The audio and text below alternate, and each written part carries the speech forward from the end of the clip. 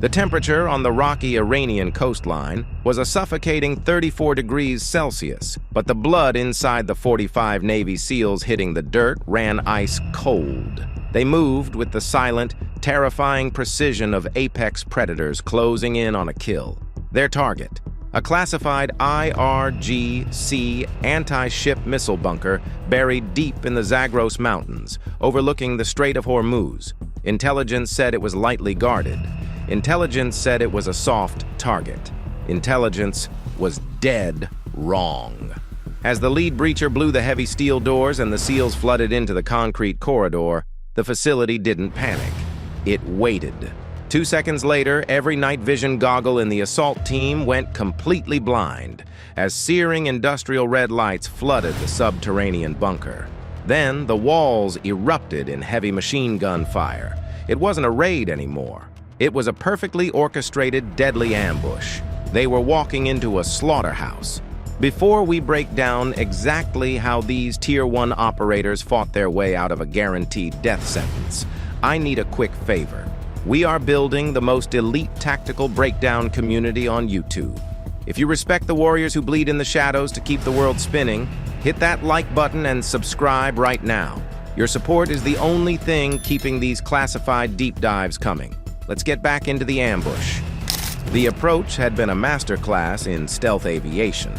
4 MH-60 Black Hawks, flown by the legendary 160th Night Stalkers, skimmed the black choppy waters of the Persian Gulf at 280 kilometers per hour. They flew at an altitude of just 4 meters, completely blacked out, running entirely on passive sensors to avoid triggering the sophisticated Iranian air defense grid.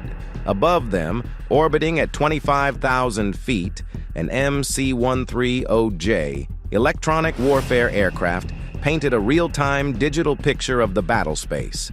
Every radar emission, every radio signal was mapped and tracked.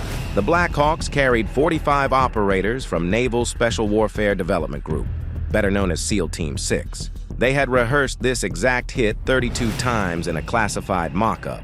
The objective was straightforward: infiltrate the facility, destroy the servers controlling the coastal missile batteries, and exfiltrate before the Iranian quick reaction forces could mobilize. The helicopters flared violently over a jagged ridgeline, bleeding speed.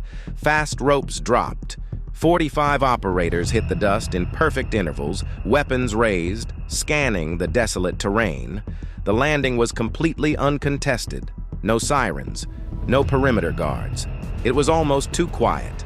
The Black Hawks immediately peeled away, banking hard over the mountains to establish a holding pattern. The SEALs stacked up at the primary breach points, applying specialized hydraulic cutters to the outer security fences.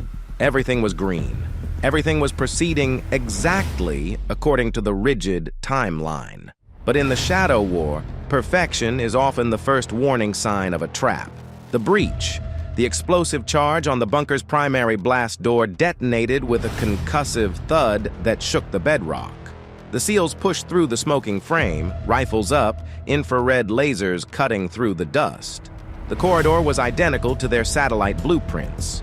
They reached the first intersection at exactly 15 meters. That was when the trap was sprung. The facility's power grid didn't fail. It surged. Searing, blinding red industrial lights illuminated the corridor, instantly overloading the SEALs' panoramic night vision goggles. For 1.5 agonizing seconds, the most lethal maritime commando unit on Earth was rendered completely blind. Simultaneously, the MC-130J circling miles above lost all telemetry. A massive localized electronic warfare jammer, hidden deep within the mountain and kept offline to avoid detection, was suddenly activated. The encrypted communication net dissolved into violently loud static. The SEALs were completely cut off. Before their eyes could adjust to the harsh red glare, the IRGC defenders opened fire. They had pre-positioned dual PKM machine guns behind reinforced ballistic glass at the end of the hallway, creating overlapping fields of fire that left absolutely zero dead space. The air was instantly shredded by hundreds of armor-piercing rounds per minute. The concrete walls chipped and exploded into lethal shrapnel. This wasn't a group of surprised guards. This was a highly trained Iranian ambush force that had studied American breach tactics. They knew exactly where the SEALs would stack, and they placed their kill zones perfectly. But Navy SEALs do not panic. Their psychological architecture is built for the abyss. The immediate reaction was violent and flawless. Within 3 seconds of the first burst, fragmentation grenades were hurled down the corridor. Smoke grenades popped, instantly filling the enclosed space with thick, choking white phosphorus smoke to degrade the enemy's visibility. The operators split into bounding pairs, laying down devastating suppressive fire as they dragged 2 wounded teammates back into the physical cover of the main antechamber. Outside the bunker, the situation spiraled from catastrophic to apocalyptic. The Black Hawks, holding in their eastern orbit, were suddenly painted by an active targeting radar. It wasn't supposed to be there. Intelligence had missed a concealed, vehicle-mounted surface-to-air missile system hidden under camouflage netting just 2 miles down the valley. The launch signature registered on the helicopter's threat receivers a split second before the missile cleared the launch tube. The pilot of the lead Black Hawk violently threw the aircraft into a steep dive, dumping flares and chaff in a desperate attempt to break the missile's lock. He had less than 2 seconds to execute an evasion maneuver that required 3. The missile detonated just meters from the tail rotor. The explosion was a deafening crack that echoed across the strait. The Black Hawk violently pitched, spinning out of control. The pilot fought the cyclic with superhuman strength, preventing the aircraft from flipping completely inverted, allowing it to slam into the rocky Iranian dirt at a survivable angle. A massive fireball erupted into the night sky, visible for 10 miles. Inside the bunker, the SEAL commander felt the shockwave. His radio was nothing but static, but he didn't need comms to know what had just happened. The mission had instantly shifted from a tactical strike to the most desperate rescue operation imaginable. There was no falling back.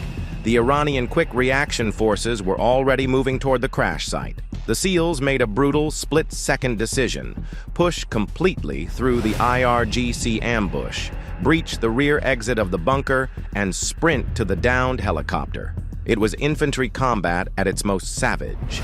The SEALs fought room by room, corridor by corridor, trading heavy casualties for momentum. They blew the rear emergency doors and sprinted into the blistering desert night, carrying their wounded. 2 AH-6 Little Bird attack helicopters swooped in out of the darkness, flying recklessly low, unleashing thousands of rounds from their miniguns to keep the advancing Iranian trucks away from the crash site. The SEALs reached the burning Black Hawk. The crew was battered, bleeding, but alive. As they pulled the pilots from the wreckage, the remaining extraction helicopters flared into the hot landing zone, taking small arms fire from the ridgeline. The operators surged aboard, weapons firing out of every door. As the heavily damaged helicopters struggled into the air, the SEAL commander triggered the remote detonator. The explosive charges they had managed to plant during the subterranean gunfight detonated simultaneously. The entire IRGC bunker collapsed inward, a massive geyser of fire and pulverized concrete shooting into the sky. The helicopters crossed back into international airspace. The bunker was destroyed, but the cost was staggering. A downed aircraft, severe casualties, and a chilling realization: the enemy was adapting. The shadow war in the Strait of Hormuz had just escalated to a terrifying new level. They had survived the trap, but the battle was far from over.